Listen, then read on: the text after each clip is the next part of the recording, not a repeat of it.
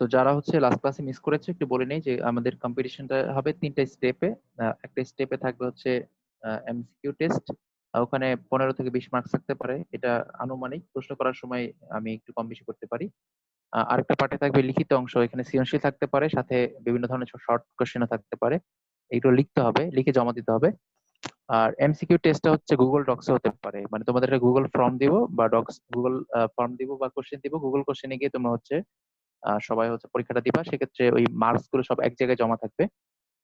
এটা আমার জন্য সুবিধা হবে। আর আরেকটা বিষয় হচ্ছে তোমাদের 3 নাম্বার যে রাউন্ডটা, প্রথম রাউন্ডে হচ্ছে তোমার ধরো এমসিকিউ হলো, দ্বিতীয় রাউন্ড হচ্ছে রিটেন হলো, আর 3 নাম্বার রাউন্ডে হচ্ছে গিয়ে সি প্রোগ্রাম লিখতে হতে পারে অথবা হচ্ছে সি প্রোগ্রাম রান করা লাগতে পারে। তো যদি লিখিততে আমি সি প্রোগ্রাম লিখতে দেই, সেক্ষেত্রে হচ্ছে 3 নাম্বার রাউন্ডে সি প্রোগ্রাম রান করতে দিব। তোমরা কি করবা, সিভিপি ড্রয়েডে অথবা হচ্ছে কোড ব্লকসে যে যেখানে পারো সেখানে প্রোগ্রাম রান করে নির্দিষ্ট একটা সময় থাকবে, ওই সময়ের মধ্যে জমা দিবা। এখানে এই স্টেপের জন্য আমি যথেষ্ট টাইম দিব। অনেকের যদি পিসিতে সমস্যা হয় বা হচ্ছে কোনো কারণে সাবমিট করতে না পারে, তাকে যেন সে সলভ করে সুন্দর করে জমা দিতে পারে, সেজন্য আমি টাইম দিব। তো তোমরা কি করবা, প্রোগ্রামটা এবং সাথে আউটপুট দুইটা ছবি তুলে আমাকে জমা দিবা। তো এই 3টা স্টেপে পরীক্ষা হবে, আনুমানিক নাম্বার থাকতে পারে সব মিলে 50। এই 50-এর উপর হচ্ছে মার্কিং হবে। এর পাশাপাশি হচ্ছে মানে কেউ যদি হচ্ছে পুরস্কার পেতে চায়, তাকে হচ্ছে 3টা রাউন্ডে অংশগ্রহণ করতে হবে। ধরো কেউ 2টা রাউন্ডে অংশগ্রহণ করে অনেক নাম্বার পেয়ে গেল, কিন্তু সে পুরস্কারের জন্য মানে সে হচ্ছে সিলেক্টেড হবে না। তো পুরস্কারগুলো কি থাকবে, 1 নাম্বার পুরস্কার হচ্ছে আহ 1 নাম্বার পুরস্কার হচ্ছে টোটাল বইয়ের এমসিকিউ সাজেশন শিটটা যেটা আছে, এটা হচ্ছে একটা ফি দিয়ে কিনে নিতে হয়, এটা সে পাবে। অর্থাৎ যারা টপ 5-এ থাকবে বা টপ 3-তে থাকবে, এটা আমি তোমাদের জানাবো। তো আমি ধরছি যে টপ 5-এ যারা থাকবে তাদেরকে আমি পুরস্কার দেওয়ার চেষ্টা করবো। তো টপ 5-এ যারা থাকবে তাদের মধ্যে থেকে টপ 3-রা পাবে একটু বেশি পুরস্কার, 3টা পুরস্কার পাবে। আর টপ 5-এর বাকি যারা আছে 4, 5, এরা হচ্ছে 2টা করে পুরস্কার পাবে। তো টপ 3-তে যারা থাকবে তারা হচ্ছে তোমার টোটাল বইয়ের এমসিকিউ সাজেশনটা পাবে। আর তারপর হচ্ছে পাশাপাশি পাবে হচ্ছে অধ্যায় 5-এর উপর একটা পূর্ণাঙ্গ সাজেশন, এটা কলেজের হোক আর বোর্ড পরীক্ষার জন্য হোক, অর্থাৎ টোটাল অধ্যায় 5-এর জন্য একটা পূর্ণাঙ্গ সাজেশন তারা পাবে। সৃজনশীলের জন্য, ক খ এর জন্য বা অন্যান্য পার্টের জন্য একটা বিশাল সুন্দর একটা গোছানো সাজেশন আছে, এখান থেকে পরীক্ষা কমন পড়ে। তো এটা শুধু আমি হচ্ছে যারা পরীক্ষা দেয় বোর্ড পরীক্ষার্থী তাদেরকে দেই। তো যারা হচ্ছে পুরস্কারটা জিতবে তারা এটা আগেই পেয়ে যাবে। আর 3 নাম্বারে গিয়ে হয়তো অধ্যায় 5-এর পূর্ণাঙ্গ শীট, যেটা হচ্ছে তোমাদেরকে আমি শীট কিছু দিচ্ছি, আরো কিছু জিনিস বাকি আছে, এগুলো হচ্ছে যারা জিতবে তারা কি পাবে, ওখানে আরো কিছু শীট, অ্যাডভান্স লেভেলের শীট আছে, এগুলো যারা টপার হবে তারা হচ্ছে এগুলো পাবে। আর এমনিতেই তোমাদের একটা শীট আমি পাঠিয়েছি, যারা পাওনি তারা হচ্ছে ইমেল আইডি দাওনি বলে পাওনি। ঠিক আছে, যারা ইমেল আইডি দিয়েছে সবার শীট আমি পাঠিয়ে দিয়েছি। যদি ইন কেস কারো সমস্যা হয়, শীট না পেয়ে থাকো, আমাকে অবশ্যই ইমেল আইডিটা আমাকে আমাকে ইনবক্সে মেসেজ করবা, কারণ গ্রুপে মেসেজ করলে অনেক মেসেজ নিচে চলে যায়। তো কম্পিটিশনের বিষয়ে কারো কোনো প্রশ্ন থাকলে বলতে পারো। তো 3টা রাউন্ডে পরীক্ষা হবে, শুক্রবারে, সামনের শুক্রবারে পরীক্ষা হবে, রাতে 8টার দিকে পরীক্ষাটা হবে, 8টা থেকে শুরু হবে পরীক্ষাটা। আর পরীক্ষার পরে হচ্ছে হয়তো শনিবারে বা রবিবারে আমি রেজাল্ট ঘোষণা করব।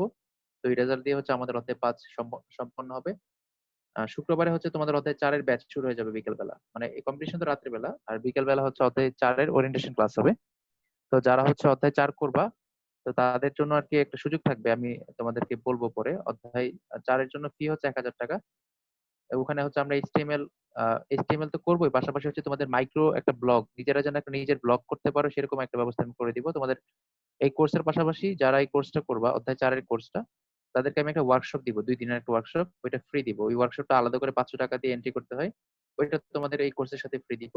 ওই ওয়ার্কশপে যেটা হবে, আমরা হচ্ছে ওয়েবসাইট তৈরির, জাস্ট নিজের জন্য একটা ওয়েবসাইট থাকে, ফ্রিতে আমরা একটা ওয়েবসাইট নিজের জন্য একটা বানাবো, এটাকে বলা হয় মাইক্রো ব্লগিং।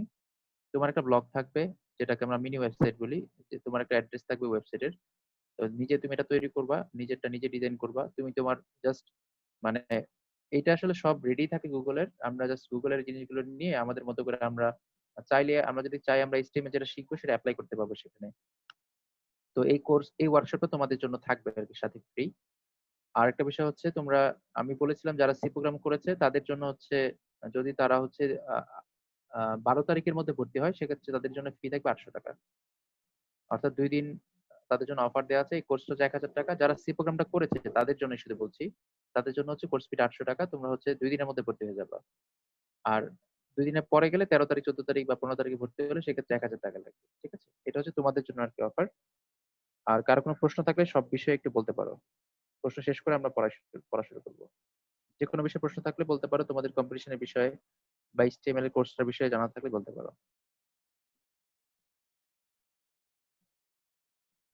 তো আমি সবসময় একটা কথা বলি, সেটা হচ্ছে যে যারা হচ্ছে সি প্রোগ্রামটা আমার সাথে ফলো করেছে ঠিক মতো, মানে যারা হচ্ছে শুরু থেকে ক্লাসগুলো সিরিয়ালি করেছে, যখন অ্যাসাইনমেন্ট দিয়েছি অ্যাসাইনমেন্ট গুলো করেছে, আমরা 6টা 7টার মতো অ্যাসাইনমেন্ট করেছি, যারা অ্যাসাইনমেন্ট জমা দিয়েছে, পাশাপাশি হচ্ছে যারা ক্লাসগুলো ঠিক মতো দেখছে, নোট করেছে, পরীক্ষাগুলো ঠিক মতো দিয়েছে, বা হচ্ছে যখন যেটা বলেছি শুনেছে, তাদের জন্য কিন্তু এই কোর্সটা খুব কাজে লেগেছে। অনেকে আমাকে মেসেজ করে, স্যার আমি আগেও এটা করেছিলাম কলেজে বা অন্যখানে, কিন্তু স্যার এবার আমার কাছে মনে হচ্ছে যে আমি শিখতে পেরেছি। আমার কাছে এতদিন আমি করেছি কিন্তু জাস্ট করার জন্য করা, বা প্রোগ্রাম করার জন্য যেভাবে বলেছে আমি শুনেছি লিখেছি, কিন্তু নিজে থেকে যে প্রোগ্রাম তৈরি করা বানানো সেটা আমি পারতাম না, এখন আমি পেরেছি। তো এটা আমার শুনে ভালো লাগে যে যারা হচ্ছে তোমার কথাগুলো ঠিক মতো ফলো করে তারা কিন্তু প্রোগ্রাম করতে পারছে। তো তোমরা যেটা করবা, যারা এখনো ক্লাসগুলো, যেহেতু ক্লাসের রেকর্ডিং গুলো আছে, এটা আমি আরো কিছুদিন রাখবো তোমাদের জন্য, রেকর্ডিং গুলো এখনো সরাবো না ইউটিউব থেকে।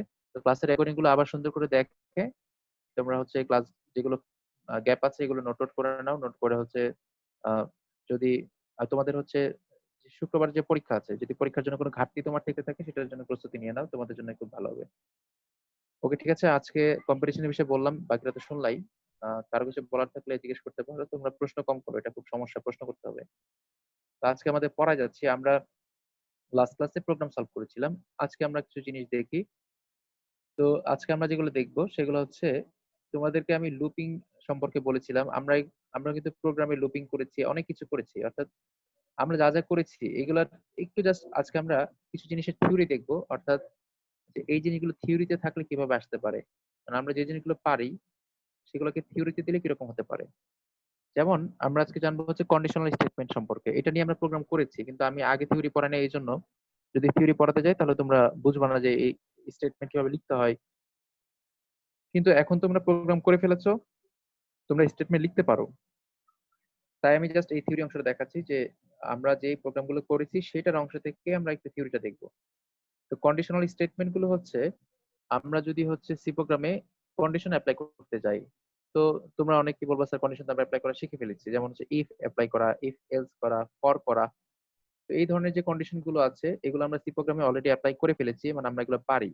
জাস্ট থিওরিটিক্যালি একবার আমি বলার জন্য বলে দিচ্ছি, আমরা সি প্রোগ্রামে যতগুলো কন্ডিশন করেছি, তো এই কন্ডিশন গুলো কে বলা হয় কন্ডিশনাল স্টেটমেন্ট। তো এখন কথা হচ্ছে এটা কাজটা কি, এটা কাজটা আমরা জানি, আমরা যেহেতু কাজ করেছি। কাজটা হচ্ছে যদি কোনো একটা প্রোগ্রামের মধ্যে কোনো একটা কন্ডিশন বা কোনো একটা শর্ত যদি আমরা অ্যাপ্লাই করতে চাই, সেই ক্ষেত্রে হচ্ছে কন্ডিশনাল স্টেটমেন্ট গুলো ব্যবহৃত হয়। তো এই কন্ডিশনাল স্টেটমেন্ট যেগুলো আছে সেগুলো হচ্ছে কি, যেমন আমরা লজিক্যাল ডিসিশনের ক্ষেত্রে এটা কি সত্য না মিথ্যা, ইফ এলস আমরা পড়েছিলাম। তো এই কন্ডিশনাল স্টেটমেন্ট গুলোকে আমরা দুইটা ক্যাটাগরিতে ভাগ করতে পারি। কন্ডিশনাল স্টেটমেন্ট গুলোকে আমরা দুইটা ক্যাটাগরিতে ভাগ করতে পারি। একটা হচ্ছে তোমার কন্ডিশনাল কন্ট্রোল স্টেটমেন্ট, মানে এক কথায় আমরা বলতে পারি যে এই কন্ডিশনাল স্টেটমেন্ট মধ্যে একটা হচ্ছে কন্ট্রোল স্টেটমেন্ট, আর একটা হচ্ছে লুপ কন্ট্রোল স্টেটমেন্ট। একটা হচ্ছে কন্ডিশনাল কন্ট্রোল স্টেটমেন্ট, আর একটা হচ্ছে loop control statement. Conditional control statement গুলো কি সেটা আমরা একটু দেখে নিই। এক নাম্বার যেটা আছে কন্ডিশনাল কন্ট্রোল স্টেটমেন্ট, সেখানে হচ্ছে ইফ আছে, ইফ এলস আছে, এলস ইফ আছে, সুইচ আছে। আমরা if, if else, else if এগুলোর কাজ করেছি।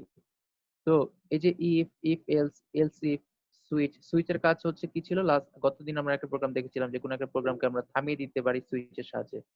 দেখি তোমাদের লাস্ট দিন একটা স্লাইডে যদি ব্যাক করে দেখাই তোমাদেরকে। উম, এখানে ছিল কোথায় যেন, হ্যাঁ, এই যে ব্রেক। হ্যাঁ, ব্রেকের মতোই সুইচের কাজটা, অর্থাৎ যদি কোথাও তোমার কোনো প্রোগ্রাম থামানোর দরকার হয়, ঠিক আছে, বা এক জায়গা থেকে আরেক জায়গায় নিয়ে যাওয়ার দরকার হয়, তখন আমরা এটা ইউজ করি। তো আমরা জাস্ট এইগুলো একটু মনে রাখবো এমসিকিউর জন্য, আপাতত এটা মনে রাখবো এমসিকিউর জন্য। বা যদি তোমার হচ্ছে ক নাম্বারের প্রশ্ন দেয় কন্ডিশনাল কন্ট্রোল স্টেটমেন্ট গুলো কি, তখন তুমি হচ্ছে আহ, এইগুলো লিখে দিবা যে এই কন্ডিশনাল কন্ট্রোল স্টেটমেন্ট যেগুলো আছে সেগুলো কি করার জন্য, সি প্রোগ্রামে কোন একটা স্টেটমেন্টের শর্ত দেওয়ার জন্য, বা শর্ত শর্ত ব্যবহার করার জন্য, কন্ডিশন ব্যবহার করার জন্য।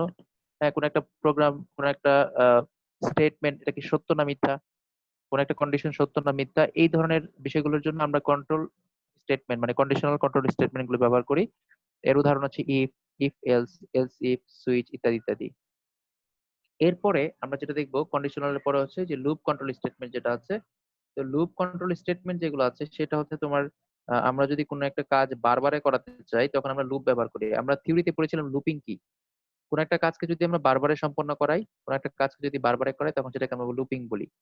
তো লুপিং এর সাহায্যে কোন একটা কাজকে তুমি বারবারে করতে পারবে। যেমন হচ্ছে তুমি ধরো একটা সংখ্যাকে 100 বার যোগ করাবা, একটা সংখ্যাকে 100 বার গুণ করাবা, তখন আমরা কি করতে পারি, তখন আমরা কি এই লুপ কন্ট্রোল স্টেটমেন্ট গুলো ইউজ করতে পারি।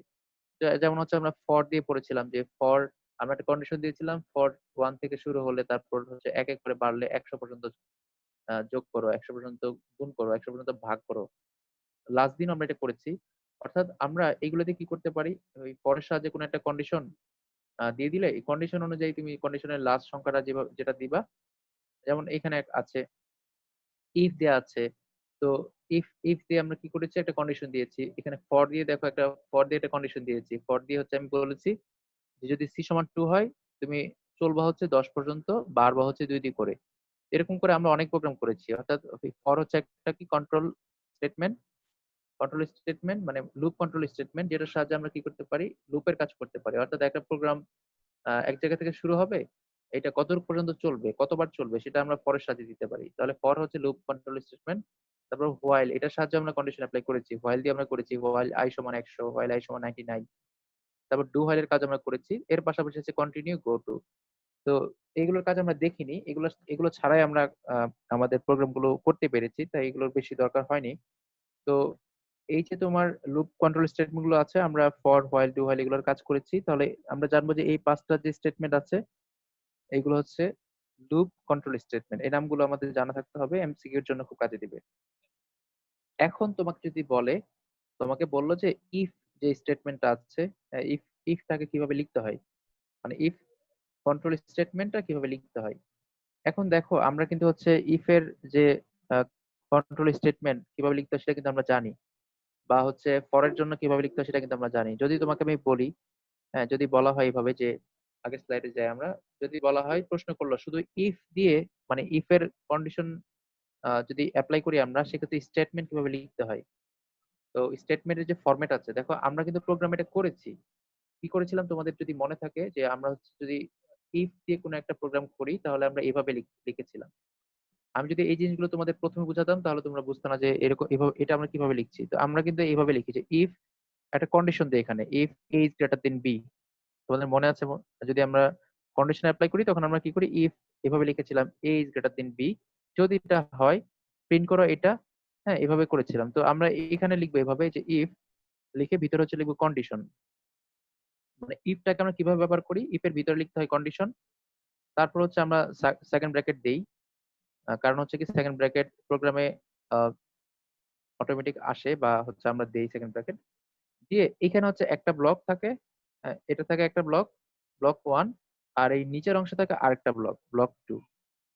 আমরা কিন্তু ইফ এলস দেখছি না, জাস্ট ইফ এর কথাটা বলছি। যে ইফ যে কন্ডিশনটা আমরা অ্যাপ্লাই করি তখন আমরা কিভাবে করি, আমরা হচ্ছে এরকম সেকেন্ড ব্র্যাকেট দিয়ে একটা অংশে দেই ব্লক ওয়ান, আর একটা অংশে দেই ব্লক টু। এখন তোমাকে যদি বলে ইফ এলস কন্ডিশনে কিভাবে দিতে হয়, তো আমরা কিন্তু ইফ ইফ এর দিয়ে হয়তো কাজ করেছি কিনা আমার মনে নাই, কিন্তু ইফ এলস দিয়ে অনেকগুলো প্রোগ্রাম করেছি। দেখো ইফ এলস কিভাবে লিখতে হয়, ইফ এলস এর স্টেটমেন্ট লেখার নিয়ম হচ্ছে, আমরা এগুলো প্রোগ্রামে করেছি, জাস্ট তোমাদের আবার দেখিয়ে দিচ্ছি। যদি এগুলো এমনিতে খ নাম্বারের প্রশ্ন দিতে চাই, প্রশ্ন যদি কঠিন করে খ নাম্বারের প্রশ্ন দিতে চাই, সেক্ষেত্রে কিন্তু এইভাবে দিতে পারে, বলতে পারে যে if else, if else statement কিভাবে লিখতে হয়। তাহলে ইফ এলস কন্ডিশন লেখার জন্য নিয়ম হচ্ছে ইফ এর ভিতরে কন্ডিশন লিখতে হয় একটা। মানে আমরা হচ্ছে প্রোগ্রাম করে ফেলেছি, এখন থিওরি গুলো কিরকম ছিল অ্যাকচুয়ালি, মানে যারা হচ্ছে থিওরি আগে শেখায় তারা এই কথাগুলো আগে বলে নেয়। এই কথাগুলো বলে নিলে যেটা হয়, তখন তুমি তো ইফের ব্যবহার করোই নাই, তো ইফের ব্যবহার না করলে তুমি কিভাবে বুঝবা যে এখানে কন্ডিশন কোনটা আসে, কিভাবে লিখতে হয়।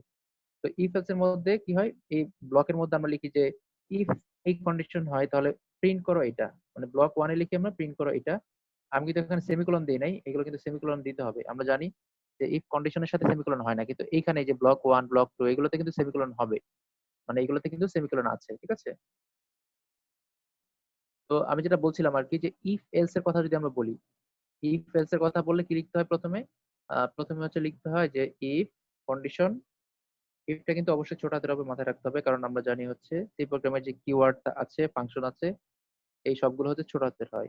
ইফ কন্ডিশন, তারপর হচ্ছে সেকেন্ড ব্র্যাকেট দিতে হয়, দিয়ে তারপর কি লিখতে হয়, তারপর লিখতে হচ্ছে ব্লক ওয়ান। ব্লক ওয়ান বলতে হচ্ছে এখানে আমরা যে প্রিন্টএফ লিখি, আমি তোমাদের একটু পরে প্রোগ্রামটা দেখাবো যে আমরা আগে যে প্রোগ্রামগুলো করেছি তার সাথে মিলছে কিনা। তারপর লিখতে হয় এলস, আর অবশ্যই এখানে একটা সেকেন্ড ব্র্যাকেট দিতে হবে কারণ এটা একটা স্টেটমেন্ট শেষ হচ্ছে। তারপর হচ্ছে আমরা দিব এলস। এলস দেওয়ার পরে আমরা কি করি, এলস দেওয়ার পর হচ্ছে আরেকটা ব্লক নেই, এলস দেওয়ার পরে হচ্ছে আরেকটা ব্লক নেই, অর্থাৎ সেখানে আরেকটা প্রিন্টএফ লিখি।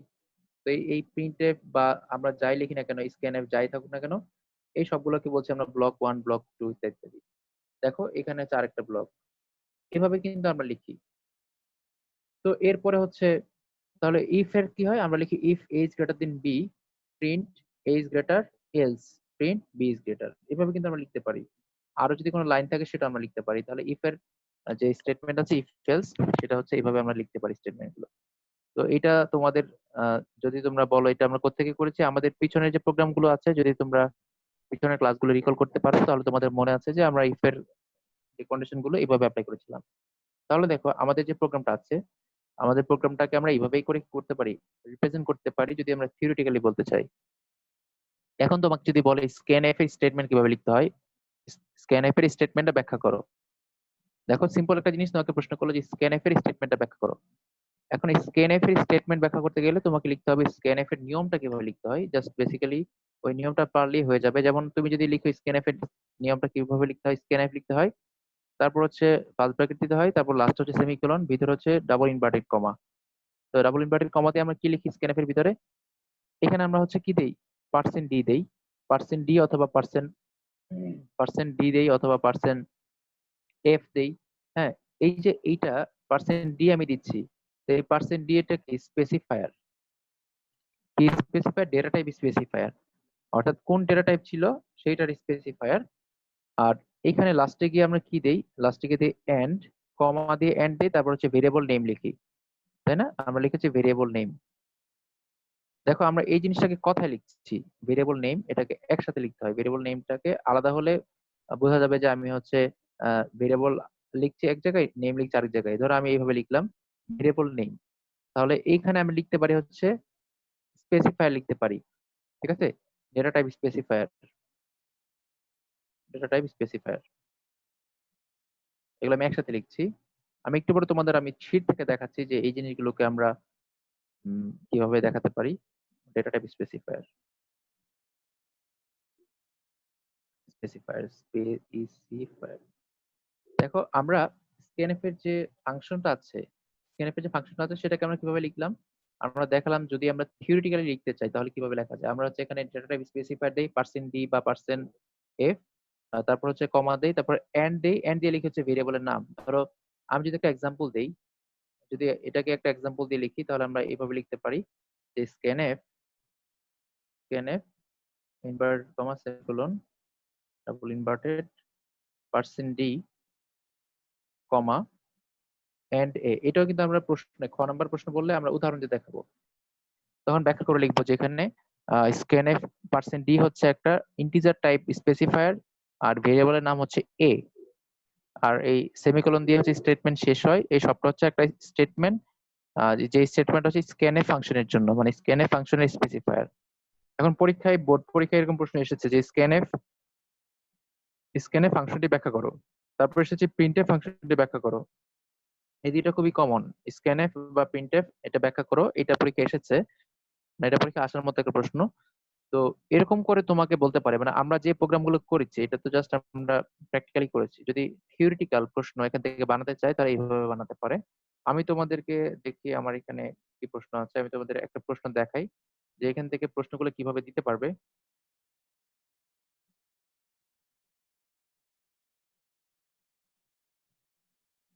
তাহলে দেখো আমরা যে প্রোগ্রামগুলো করেছি সেগুলো থেকে কিন্তু একটু ঘুরিয়ে পেঁচিয়ে সুন্দর করে প্রশ্ন বানানো যাচ্ছে। তো এগুলো হচ্ছে এখানে শুধু খ নাম্বারের জন্য এই ধরনের প্রশ্ন আসে একটা দুইটা মাঝে মাঝে, সব সময় আসে না, খ নাম্বারের জন্য আসে। তো আমি তোমাদের একটা দেখাচ্ছি, ঠিক আছে? তোমাদের দেখাচ্ছি, একটু ওয়েট করো। তো আমরা এখন যেটা দেখবো সেটা হচ্ছে তোমার স্ক্যানএফ ফাংশনটা কিভাবে ব্যাখ্যা করতে হয় সেটার একটা বর্ণনা দেখবো। তোমরা হচ্ছে পরবর্তীতে ভিডিওটা যখন দেখবা, পরবর্তীতে ভিডিওটা দেখার সময় তুমি হচ্ছে এই অংশটা নোট করে নিবা। আমি তোমাদের দেখিয়ে দিচ্ছি, তোমরা চাইলে স্ক্রিনশট দিয়ে রাখতে পারো অথবা তোমরা যেটা করতে পারো সেটা হচ্ছে এটা পরবর্তীতে দেখার সময় সবাই তো আবার দেখো, ভিডিওটা দেখার সময় এই অংশটা তোমরা নোট করে নিবা। দেখো সবাই আমরা দেখতে পাচ্ছি এখানে আহ, একটা সাদা পেজ এসেছে। দেখো প্রশ্নটা খেয়াল করে, এখানে বলা আছে এই যে scanf percent F comma and A, এই স্টেটমেন্টটি ব্যাখ্যা করো।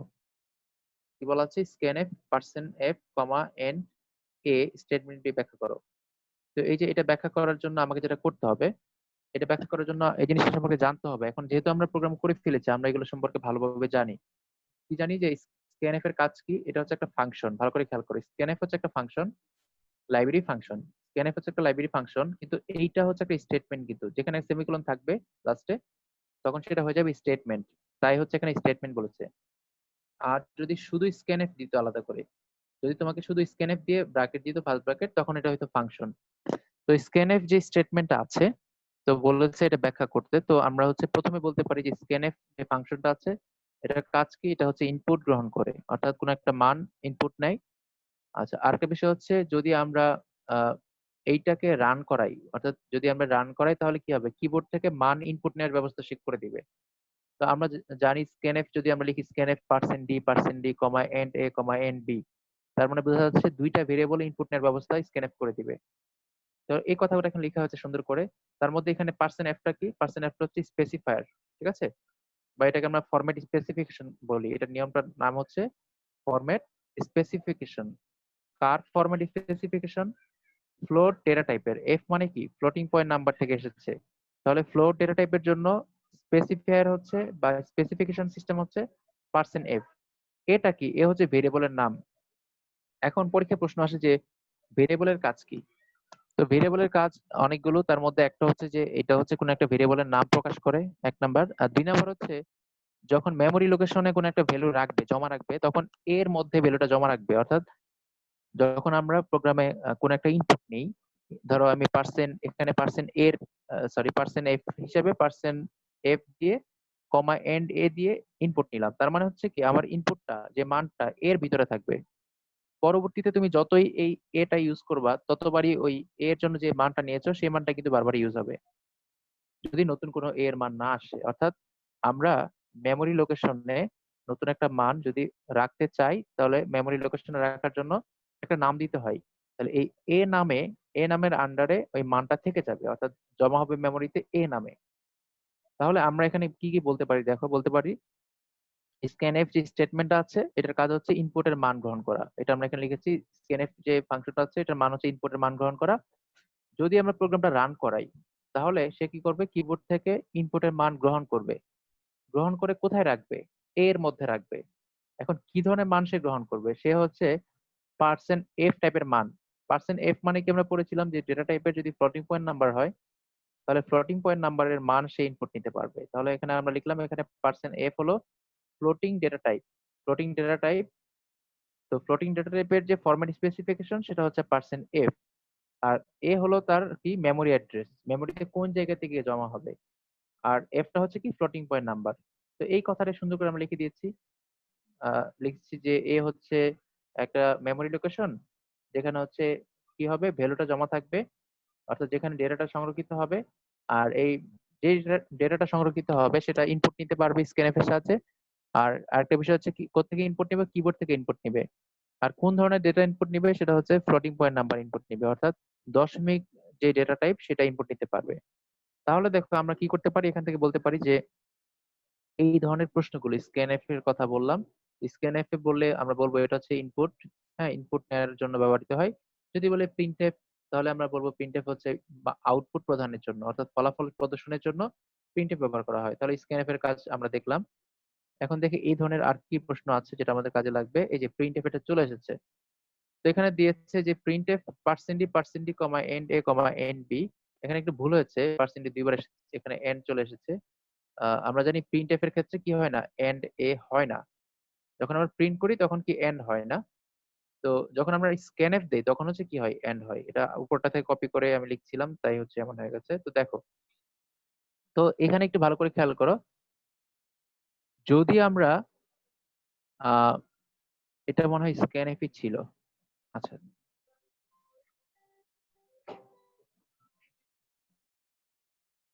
আচ্ছা ঠিক আছে, অন্য একটা প্রশ্ন দেখছি, এটা আমি উপর থেকে কপি করার কারণে স্ক্যানএফ, এটা কি স্ক্যানএফ ছিল আমি একটু দেখি। Printf percent D comma and A. আচ্ছা ধরো আমরা এটা প্রিন্টএফ দিয়ে করি, তাহলে কি কি বলতে পারি সেটা আমরা দেখি। প্রিন্টএফ এর সময় আমরা জানি কমা এন্ডটা দিতে হয় না, স্ক্যানএফ এর সময় এন্ডটা দিতে হয়। তো যদি তোমাকে হচ্ছে স্ক্যানএফ ফাংশনের কথা বলে তাহলে তুমি প্রথমে কি বলবা, ইনপুটের কথা বলবা। আর যদি প্রিন্টএফ এর কথা বলে সেক্ষেত্রে তুমি কি বলবা, প্রিন্টএফ এর কথা বলে সেটা বলবো হচ্ছে কি, যে এটা হচ্ছে আউটপুট প্রদর্শনের জন্য। তো এখন দেখো এখানে পার্সেন্ট ডি সবাই আমরা জানি পার্সেন্ট ডিটা কি। তো পার্সেন্ট ডি হচ্ছে কি, পার্সেন্ট ডি হচ্ছে ইন্টিজার টাইপ ডেটা, আর পার্সেন্ট এফ হচ্ছে হেক্সাডেসিমাল টাইপ ডেটা, জাস্ট এটা জেনে রাখো। পার্সেন্ট ডি হচ্ছে ইন্টিজার টাইপ ডেটা আর পার্সেন্ট এফ হচ্ছে হেক্সাডেসিমাল টাইপ ডেটা। তো এখন যদি তোমাকে বলে যে হচ্ছে এই স্টেটমেন্টটা ব্যাখ্যা করো, তাহলে আমরা কি বলতে পারি, যে এখানে পার্সেন্ট ডি হচ্ছে ইন্টিজার টাইপের ডেটা কোনটা, এ। আর যদি বলা হচ্ছে পার্সেন্ট এক্স কি, পার্সেন্ট এক্স হচ্ছে এটা হচ্ছে একটা হেক্সাডেসিমাল টাইপ ডেটা, তো এটা হচ্ছে কি বি। তাহলে এটা আমরা কিভাবে ব্যাখ্যা করবো, আমরা প্রথমে বলে নিব যে প্রিন্টএফ এই যে ফাংশনটা বা এই যে স্টেটমেন্টটা আছে, এই স্টেটমেন্টটা হচ্ছে একটা আউটপুট ফাংশন। এই স্টেটমেন্টটা হচ্ছে কি, এটা একটা প্রিন্টএফ যেহেতু আউটপুট ফাংশন, তাহলে আমরা বলতে পারি আমরা এই স্টেটমেন্টটা হচ্ছে একটা আউটপুট ফাংশন। সে হচ্ছে বিভিন্ন ধরনের মান প্রদর্শন করতে পারে। তো মানগুলো কোথায় থাকবে, এর মধ্যে যে মানটা জমা আছে মেমোরিতে, ধর আমরা স্ক্যানএফ করার সময় এর জন্য যে মানটা দিয়েছিলাম, আর বি এর জন্য যে মানটা স্ক্যানএফ করেছিলাম, সেই মানটা কোথায় জমা থাকবে, এই স্টেটমেন্টের মধ্যে জমা থাকবে। তাহলে এই যে তোমার হচ্ছে এ আর বি, এই দুটো হচ্ছে কি মেমোরি অ্যাড্রেস বা হচ্ছে মেমোরি লোকেশন বা হচ্ছে ভেরিয়েবলের নাম। তো আমাদের এই যে পার্সেন্ট ডিটা হচ্ছে ইন্টিজার টাইপ, এটা জমা থাকবে এর মধ্যে। তারপর পার্সেন্ট এক্স হচ্ছে এটা হচ্ছে হেক্সাডেসিমাল টাইপ, জমা থাকবে বি এর মধ্যে। তাহলে এটাকে আমরা বলতে পারি যে এখানে পার্সেন্ট ডি হচ্ছে কি স্পেসিফায়ার, পার্সেন্ট এক্স হচ্ছে স্পেসিফায়ার বা ফরম্যাট স্পেসিফায়ার বলতে পারি। তো পার্সেন্ট ডিটাকে আমরা বলি হচ্ছে ইন্টিজার টাইপ ফরম্যাট স্পেসিফায়ার, আর এটাকে বলি হচ্ছে হেক্সাডেসিমাল টাইপ ফরম্যাট স্পেসিফায়ার। তো এরকম করে জাস্ট আগেরটার মতো করে আমরা কি করতে পারি, সুন্দর করে ব্যাখ্যা করতে পারি, বলতে পারি যে এটা হচ্ছে ইন্টিজার টাইপ, এটা হচ্ছে হেক্সাডেসিমাল টাইপ। এভাবে করে আমরা কি করব, তারপর বলবো যে এ হচ্ছে একটা মেমোরি অ্যাড্রেস, বি হচ্ছে একটা মেমোরি অ্যাড্রেস, ইন্টিজার টাইপের ডেটা টাইপ এ তে জমা থাকবে, এক্স এরটা হচ্ছে বি তে জমা জমা আছে। তো এই আউটপুট প্রিন্টএফ এর কাজটা হচ্ছে যে মানগুলো যে নামে জমা আছে সেটাকে প্রিন্ট করে দেওয়া। এই কথাগুলো সুন্দর করে একটু গুছিয়ে লিখলেই খ নাম্বারের প্রশ্ন হয়ে যাবে, এগুলো খ নাম্বারের জন্য আসে। তারপর হচ্ছে এখানে দেখো, আরেকটা প্রশ্ন আছে যে হচ্ছে সি প্রোগ্রামে মেইন ফাংশনের গুরুত্ব। এটা আমরা পড়ে ফেলেছি আগেই, তারপরে তোমাদেরকে বলে দিচ্ছি। প্রশ্ন হচ্ছে যে সি ভাষায় মেইন ফাংশনের গুরুত্ব। তো এটা আমরা দেখেছিলাম যে সি ভাষায় মেইন ফাংশন যেটা আছে, তো মেইন ফাংশনটা হচ্ছে কি, টোটাল প্রোগ্রামটা হচ্ছে মেইন ফাংশনকে ঘিরে আবর্তিত হয়। অর্থাৎ সি প্রোগ্রাম আমরা যে অংশটা আমরা প্রথমে কি করি, প্রোগ্রাম যখন নির্বাহ করি, তো প্রোগ্রাম নির্বাহ করার সময় আমরা প্রোগ্রাম শুরু করার সময় আমরা প্রথমে ভেরিয়েবল ডিক্লেয়ার করি, ইন্টিজার ফ্লোটিং এভাবে দিয়ে হচ্ছে আমরা ভেরিয়েবল ডিক্লেয়ার করি। তো ভেরিয়েবল ডিক্লেয়ার করা হয়ে গেলে তারপর হচ্ছে প্রোগ্রাম এক্সিকিউশন করা হয়। তো এই এই সি প্রোগ্রামের যে মেইন ফাংশন আছে, এই মেইন ফাংশনের দুইটা অংশ থাকে, একটা হচ্ছে ভেরিয়েবল ডিক্লারেশন যেটা আমরা ইন্টিজার ফ্লোটিং তারপর ডাবল, হ্যাঁ, তারপর হচ্ছে ক্যারেক্টার যেটা দিয়ে যেভাবে হচ্ছে ডিক্লেয়ার করি সেটা হচ্ছে ডিক্লারেশন পার্ট। আর পরের যে অংশটা সেটা হচ্ছে কি এক্সিকিউশন পার্ট। তো এই সি প্রোগ্রামের মেইন ফাংশনের কাজ হচ্ছে যে দুইটা পার্ট, ডিক্লারেশন পার্ট আর হচ্ছে এক্সিকিউশন পার্ট, এই দুইটাকে ধারণ করে রাখা। তো এই ধারণ করার মধ্যে কি কি থাকবে, এই যে ডিক্লারেশন পার্ট আছে সেখানে কি হবে, বিভিন্ন ধরনের যে ভেরিয়েবল আছে সেটাকে আমরা ডিক্লেয়ার করবো, এখানে বিভিন্ন ধরনের ভেরিয়েবল আছে সেটাকে ডিক্লেয়ার করবো। আর এক্সিকিউশন পার্টে বিভিন্ন ধরনের স্টেটমেন্ট থাকবে, বিভিন্ন ধরনের প্রসেস থাকবে। এক্সিকিউশন পার্টে যদি কোনো একটা স্টেটমেন্ট থাকে তাহলে স্টেটমেন্টের শেষে কি করতে হয়, সেমিকোলন দিয়ে শেষ করতে হয়। তারপর হচ্ছে মেইন ফাংশনের পরে সেকেন্ড ব্র্যাকেট দিয়ে শুরু হয়, সেকেন্ড ব্র্যাকেট দিয়ে শেষ হয়। তাহলে মেইন ফাংশনটা হচ্ছে সি প্রোগ্রামের একটা অত্যাবশ্যক অংশ, যেটা হচ্ছে প্রোগ্রামে অবশ্যই থাকতে হবে। সে হচ্ছে সবটা প্রোগ্রামকে ধারণ করবে, আমি এই কথাগুলো আগেও বলেছি। ঠিক আছে, তো এই জিনিসগুলো আমরা এভাবে করে হচ্ছে আমরা যা যা আমি ক্লাসে যা যা বলেছি এগুলো দিয়ে হচ্ছে বিভিন্ন ভাবে প্রশ্ন আসতে পারে। আচ্ছা এখানে একটা প্রশ্ন আছে যে ইন্টিজার আর লং ইন্টিজার কখন ব্যবহার করা হয়। তো ইন্টিজার আমরা জানি হচ্ছে পূর্ণ সংখ্যা, লং ইন্টিজারও পূর্ণ সংখ্যা। ঠিক আছে, ফ্লোটিং হচ্ছে তোমার দশমিক সংখ্যা, তারপর হচ্ছে লং ফ্লোটিং হচ্ছে বড় দশমিক সংখ্যা। এখন ইন্টিজার হচ্ছে আমরা আমরা আমাদের যে প্রোগ্রাম গুলো আছে, যেহেতু আমরা ছোট ছোট সংখ্যা নিয়ে কাজ করছি, ঠিক আছে, 400 500 1000 10,000 এই 20,000 এই ধরনের সংখ্যাগুলোর জন্য ইন্টিজার দিয়ে আমরা করি। কিন্তু যখন তুমি এক্সপার্ট সি প্রোগ্রামার হবা, যদি তো কোনো একটা মানে ভ্যালুর মান ধরো 32,000 হলো, ঠিক আছে, 32,000 হলো, 30,000 হলো, এই ধরনের 30,000-এর মতো ভেরিয়েবল যদি তোমার দরকার হয়, তখন কিন্তু তুমি আর ইন্টিজার ইউজ করবে না, তখন হচ্ছে ইউজ করবা লং ইন্টিজার। লং ইন্টিজার, তো এটা জাস্ট এমনি জাস্ট এমসিকিউর জন্য জেনে রাখতে পারো যে যদি 2 বাইট ডেটা হয়, ভালো করে খেয়াল করো, ঠিক আছে? 2 বাইট ডেটা হয়, তো 2 বাইট ডেটার মধ্যে যত ভ্যালু আছে, 2 বাইট মানে কি, 1 বাইট হচ্ছে 8 বিট, 2 বাইট হচ্ছে 16 বিট। যদি তোমার ভ্যালুটা 16 বিটের মধ্যে হয়, মানে তুমি যে মানটা নিবা, ধরো তুমি 5 নিলা, এখন 5 এর বাইনারি কত? 101, 101। তো 5 এর বাইনারি হচ্ছে 3 বিট। যদি আমি বলি হচ্ছে উম, বড় একটা সংখ্যা আমি চিন্তা করি, ধরো আমি যদি বলি হচ্ছে 100 বাইনারি কত, বা আমি যদি বলি হচ্ছে 111 বাইনারি কত, বা যদি বলি হচ্ছে 50 বাইনারি কত, এই যে সংখ্যাগুলো আছে, এই সংখ্যাগুলোর বাইনারি করলে সেগুলোর বিট একটু একটু করে বাড়বে। যেমন আমি যদি বলি 7 এর বাইনারি কত, তাহলে 7 এর বাইনারি হচ্ছে 111, ঠিক আছে? 15 বাইনারি কত, 4টা ওয়ান। যদি বলি 16 বাইনারি কত, 1 দিয়ে 4টা শূন্য, এরকম করে বিভিন্ন সংখ্যা যখন বড় হতে থাকবে তখন আস্তে আস্তে বিট সংখ্যা বাড়বে। তো যদি বিট সংখ্যা 16টা হয় তখন আমরা এটাকে বলি 2 বাইট। যদি 8টা হয় তখন সেটাকে বলি আমরা 1 বাইট। যদি 2 বাইট এর মধ্যে থাকে তখন আমরা ইউজ করি ইন্টিজার। যদি 2 বাইটের বেশি হয়, 16 বাইটের বেশি হয়, তখন এটাকে বলি হচ্ছে আমরা লং ইন্টিজার। তো 2 বাইটের বেশি হলে কি হবে? হ্যাঁ, এই যে 2 বাইটের বেশি হলে তখন হচ্ছে তোমার ভেরিয়েবলের মানটা, বা হচ্ছে সরি মানে আমার যে মানটা, ইনপুটের মানটা, এটা হচ্ছে বড় হয়ে যাবে। তাহলে এটা মনে রাখবো, 2 বাইটের জন্য হচ্ছে ইন্টিজার, আর 2 বাইটের বেশি হলে তখন হচ্ছে লং ইন্টিজার। আচ্ছা, এই যে আই প্লাস প্লাস হচ্ছে, এটা হচ্ছে তোমার পোস্ট ইনক্রিমেন্ট। হ্যাঁ, আর প্লাস প্লাস আই হচ্ছে প্রি ইনক্রিমেন্ট। আমরা আমরা হচ্ছে আই প্লাস প্লাসটা ইউজ করেছি, ঠিক আছে? আই সমান আই প্লাস ওয়ান, বা হচ্ছে আই প্লাস প্লাস। তো আমরা হচ্ছে এই যে আই প্লাস প্লাস ইউজ করেছি, এটাকে বলে পোস্ট ফিক্স ইনক্রিমেন্ট বা পোস্ট ইনক্রিমেন্ট, আর প্লাস প্লাস এটাকে বলে প্রি ইনক্রিমেন্ট। তো এখানে একটা এক্সাম্পল দেওয়া আছে যে যদি কোনো একটা মান, ধরো আয়ের মান 2 হয়, তাহলে এই যে আমি যদি আই প্লাস প্লাস করি, তাহলে এই মানটার